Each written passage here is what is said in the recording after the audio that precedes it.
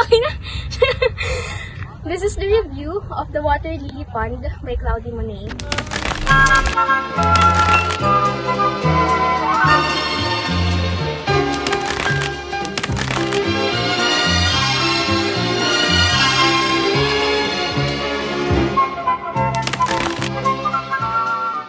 Background information.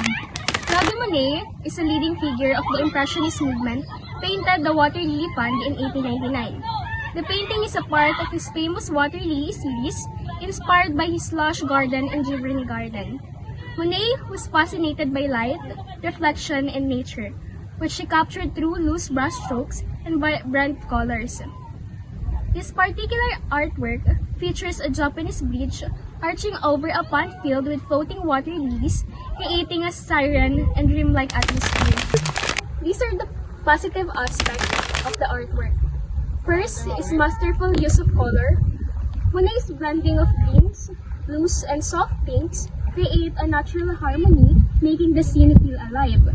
And second, expressive brushwork.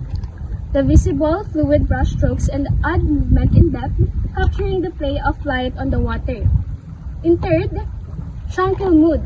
The painting evokes peace and relaxation, making it an excellent representation of Impressionist ideas. Fourth is symbolic depth.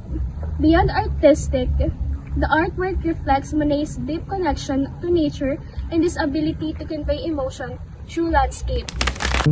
These are the negative aspects of the artwork. First is the lack of sharp detail. Some reviews might find the loose brushstrokes overwhelming or difficult to interpret. The second is limited focal point. Unlike some of Monet's other works, this piece lacks a strong focal point, making it feel somewhat repetitive within the Water Lily series. And third is the subjective appeal. Impressionist art is not for everyone. Those who prepare realism may not appreciate its abstract, dreamy quality. We rate this artwork a 5 out of 5. Recommendation. We highly recommend this artwork to those who appreciate Impressionist paintings, serene landscapes, and the beauty of nature.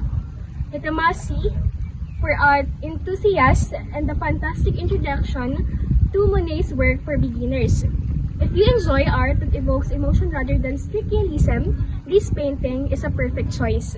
That's all. Thank you.